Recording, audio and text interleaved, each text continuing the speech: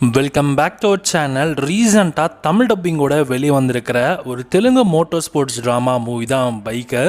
நம்ம ஷர்வானந்த் மற்றும் மாளவிகா நாயரோட ஆக்டிங்கில் இந்த படம் ரெடியாகி இருந்தது. அண்ட் படம் நமக்கு தியேட்டரில் தமிழ் டப்பிங்கோட தான் ரிலீஸ் பண்ணியிருந்தாங்க.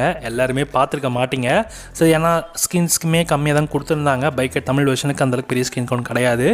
தமிழ் டப்பிங் அல்டிமேட்டாக இருக்குது. அதை விட படமும் பார்க்க செம்மையாகவே இருக்கும். ஒரு சூப்பரான ஒரு தெலுங்கு மோட்டோ ஸ்போர்ட்ஸ் மூவி மாதிரி எடுத்திருக்காங்க.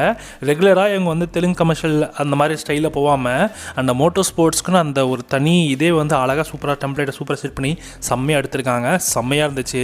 அண்ட் குறிப்பாக இந்த படத்தில் பிரம்மாஜி அண்டு அட்டுல் குல்கர்னி இவங்கெல்லாம் முக்கியமான ரோல் நடிச்சிருக்காங்க.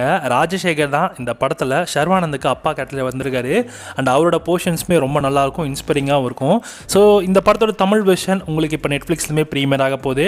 ஸோ படம் உங்களுக்கு இன்றைக்கி நைட் கரெக்டாக 10 மணிக்கு நெட்ஃப்ளிக்ஸில் உங்களுக்கு ஸ்ட்ரீம் ஆகுது. தெலுங்கு, தமிழ், மலையாளம், கன்னடான்னு மற்றும் ஹிந்திலையும் இந்த படம் ஸ்ட்ரீம் ஆகுது. ஸோ மறக்காம இந்த படத்தை செக் பண்ணி பாருங்கள். இதோட சிம்பிளான கதைன்னு பார்த்தீங்கன்னா ஒன்றும் இல்லை, அப்பாவும் பையனும் ஸோ சூப்பராக வந்து பைக் ஸ்போர்ட்ஸை ரொம்ப பேஷனட்டாக பண்ணிகிட்டு இருக்காங்க. இந்த கதையில் ராஜசேகர் அவங்க அப்பா தான் வந்து ஷர்வானந்தை வந்து ட்ரெயின் பண்ணிகிட்டு இருப்பாங்க. ஆனால் ஒரு கட்டத்தில் ஷர்வானந்தோட ஃபேமிலி ரீசன்ஸ்னால ஸோ அவனுக்கு ஒரு புதுசாக அமைய போகிற ஃபேமிலினாலையும் ஸோ அப்பா விட்டு அப்படியே வெளியே வந்துடுறாரு. இப்போது அப்பா அந்த மோட்டார் ஸ்போர்ட்ஸ்குள்ளேயே இருந்து ஸோ நிறைய விஷயங்களை ஃபேஸ் பண்ணுறாங்க. அண்ட் ஒரு கட்டத்தில் அப்பாக்காக மறுபடியும் உள்ளே வர ஸோ இவர் கடைசியில் இந்தியாவுக்காக ஒரு கப்பு வின் பண்ணி கொடுத்தாரா இல்லையன்றது தான் இந்த படத்தோட மிச்ச கதையே. அண்ட் ஓவராலாக இந்த படம் ஒரு செம்ம படங்க. உண்மை சம்பவ அடிப்பில் தான் எடுத்திருக்காங்க. ரொம்ப சூப்பராகவே இருந்துச்சு. கண்டிப்பாக அந்த டைம்லலாம் வந்து மோட்டார் ஸ்போர்ட்ஸ்க்குன்னு ஒரு பெரிய எக்ஸ்பெக்டேஷன் எதுவும் கிடையாது. கிரிக்கெட் தான் பெருசாக போயிட்டு இருந்தது.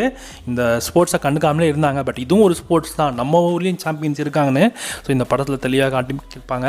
ஸோ ஓவரால் ஒரு நல்ல இன்ட்ரெஸ்டிங் ஏஜிங்கான ஸ்க்ரீன் ப்ளே செம்மையாக இருந்துச்சு.